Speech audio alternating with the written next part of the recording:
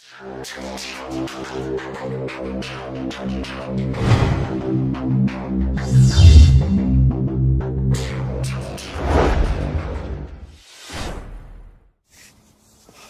علیکم و رحمت الله و برکاته. درود و سلام بر شما هموطنان عزیز، مردم عزیز تاجیکستان. باور کنین حیران میشم، زیقی میشم دیدم در اینترنت، در اخبار تاجیکی، در ناحیه دنغره رئیس حزب نهضت اسلامی دنغره را 15 سال حبس کردن، زندانی کردنش، ترمش کردن. برای چی؟ هیچ که سببش نمیدونه. گویا که تروریسته. چه خیلی تروریسته؟ تو امام علی اقلا ای شهر خته دنغره های تو با خاطر مادر پیرت ارواح همراه شد که همراه چی بس سود کردی در دنغره؟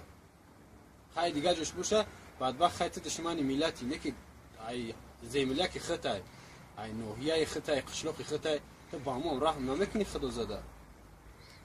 قسم خوردی که قسم به شیر مادرت وقتی امروز شیر مادرت هم حرام کردی بدبخت همراه چی بس سود کردی؟ یا که تا اهمیت بتیم دوستای عزیز هموطنا این امام علی شیطانی مکاری بدبخته قسم خورد که با پیر جوان یکی از اونها شیخ تیمور که 90 ساله هم بیچاره در اینترنت هست، همه شما را میشناسین، همون را بور سود کرد. تهمتش کرد که زمین بسیار داری، دزن سیزن داری، ترا شاگردات بسیارن. بدبخت خونه اون یه روز چی رفتی طرف حصار رفتی اونا 200 متر پوینده زختن دستو تمچک کردن و کامپیرو گل دادن. همین نمیدونم اون روز اون را چخیلی تا دادن سرش و کامپیرا آورد گل داد. یا که برای پوینده زیتو جنگ دعوا کردن اونا ترا میارن گل میتن پیشوازت میگیرن دستو تمچک میکن شیرت میگن ترا چی به هیچ که چی نمیگه. او بیچاره شیخ تیمور اون مصفیدی که نگاش میکنی مظلوم یعنی بگناه های جبر دیده بگناه های تو بدبخت نمو را بودی سود کردی. زمین بسیار او اکه ترکتریستی چند که زمین داره حسن حسین نمیدون سیفله و کیفله ها همشون تاجیکستان آخه تقسیم کردین. با امروز میخیزن یا آدم تمام میکنه نظرزاده گنرال کینو کردین 4 سپتامبر داور را کشتین.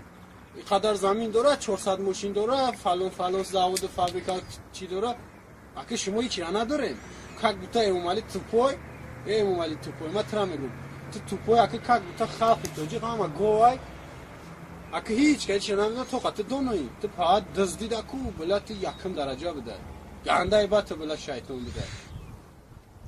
تو امروز هم مسافر را سود میکنی هم میون عمرها را مردکار هم جوانها را تو بدبخت نه با کودک را هم داری نه با مسافر. چخیل بود ترا نمو خوک شفو میان دستگیری میکنم من حیران نمو میشم. ای مردم تاجیکستانی خیلی بسیار شومش میبینیم بله طرفداریش نمیکنه که با همو دامه که طرفداریش میکنین انمو شما بدبخت تو در ملت خودتون کو خیانت کردین در دین خودتون خیانت کردین. تو که شما میخیزین رو دست میگیرین جناب ما محبوب دل ما آینده ما تمو را هدایت کردید امام علی سبب نشه که شما دوزخ برین. این حزب نهضت محکم کردن. این بعضی دکترت برآمدی گفتی مودا در کار نیست، معلمت برآمدی گفتی مودا در کار نیست، شفیارت پادوانت نمیدونم حکومتی همت برآمدی گفتی مودا حزب در کار نیست. نه محکمش کرد یکم پیشروی شد. تاجیکستان گلگاش کفان شد جزیره شد که امروز بانک‌های تاجیکستان سوم نداره. گپی بسیار نمیزنه برای همین نه حزب نهضت نه گروه 24 نه 25 یگان تشکل تروریست نگید باورم نکن گپی اومدی را او دروغ میگه یا شیطانه. خدا حافظ هموطنان عزیز.